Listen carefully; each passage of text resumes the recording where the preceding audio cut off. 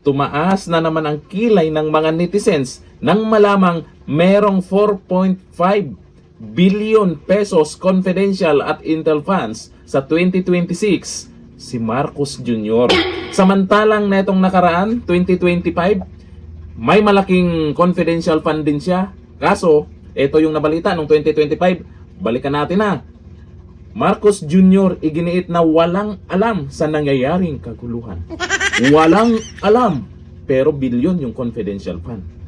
Ito pa, weakling. Ay, sabi po yan ni Attorney Guanzon kasi lagi daw walang alam. O, ito pa, ito yung mga balita noong 2025. Marcos Jr. ikinagulat na 22, ito nag-viral to, 22 pa lang pala ang natapos na silid-aralan. Hindi niya alam. O, ito pa, walang alam si Marcos Jr. sa 100 billion insertions. Laging walang alam. Hindi kagaya sa ating Vice President Sara Duterte. Hindi man kalakihan yung confidential fund pero kini-question pa ng iba. Pero siya ang laging may alam. Lalo na sa nangyayaring korupsyon ngayon. Sino ang unang nagbulgar niyan? Si dating Pangulong Duterte at itong si VP Sara, binanggit pa nga yung dalawang pangalan kung sino yung may hawak ng budget. Doon pa lang, alam na natin kung kaninong confidential fund ang nagagamit talaga. May confidential fund ka, may intel funds ka, pero laging walang alam. Ayun po yan sa balita po, netong nakaraang taon ha. Ngayon kaya, ngayong taon, kasi 4.5 billion na yan ha. Ngayon kaya, baka naman, alam niya ang mangyayari ngayon. Kung ano man yung mga kaguluhan ngayon, kung ano man yung mga magiging issue ngayon, baka naman, alam na niya. Diba? O ayon dito sa balita ngayon, ngayong 2026 po ito, tungkol po dyan sa 4.5 billion ilalim ng 2026 national budget, ayon po yan sa Malacanang, galing mismo sa kanila yan. Ayon kay Raprecto, hindi nabawasan ang intel at confidential funds ng Office of the President kumpara noong nakaraang taon. Sa kabila ng panawagan ng publiko, nabawasan ang mga secret funds. Bakit nakikinig ba sila? Baka naman hindi alam na naman ni Jr. ang panawagan ng publiko. Kaya ganun pa rin, hindi nabawasan.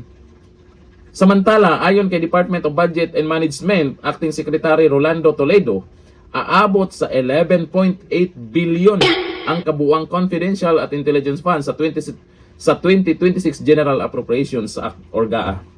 Grabe, no? Yan po yung sinasabi po nating mayaman ang Pilipinas. Wala namang problema sana pagdating sa ganyang budget. Malaki man yan, basta makikita po natin ang nagiging resulta kung saan yan mapunta. Kagaya niyan, confidential fund, napakalaki naman pala. Tapos, mabalitaan natin, wala na naman siyang alam. Ayon po dito sa mga nag-comment sa balitang yan, sabi ni Nonita T. Adlaon, ay grabe, samantala tayo kayod kalabaw para makakain. Pera natin yan, correct. Wala naman nagawa sa ating kabuhayan. Until now, ang flood control wala pa rin nangyari.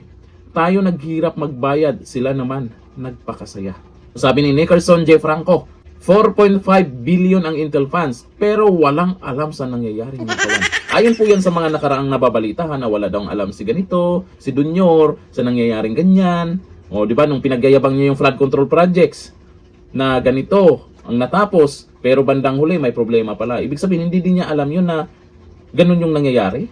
Tulog naman. O sabi ni Roy Rigosa, ang laki pero laging sinasabi na wala daw siyang alam sa mga pangyayari. Yan po yung karamihan ng mga nagko-komento dyan ha. Yung salitang walang alam. O, sabi ni Hector Nacario, grabe samantala ang 125 million pinagbintangan pa na kawatan. O, alam naman natin kung sino yung mayroong 125 million na confidential fund. Pero yun pa yung maraming alam at maraming nagawa. At ang resulta, ngayon, siya ang number 1 na pinagkakatiwalaan ng taong bayan. Sana naman, dahil sa confidential fund na yan, ay magagamit din para sa ipagpatuloy o para mapanagot o para malaman yung mga kung sino talaga yung mastermind dito sa maanumalyang flood control project. Pwede nilang gamitin yan. Di ba? Para malaman kung sino talaga yung mastermind. Ang tanong, sino nga ba ang mastermind? Hanggang dito na natin, Q. Bye-bye.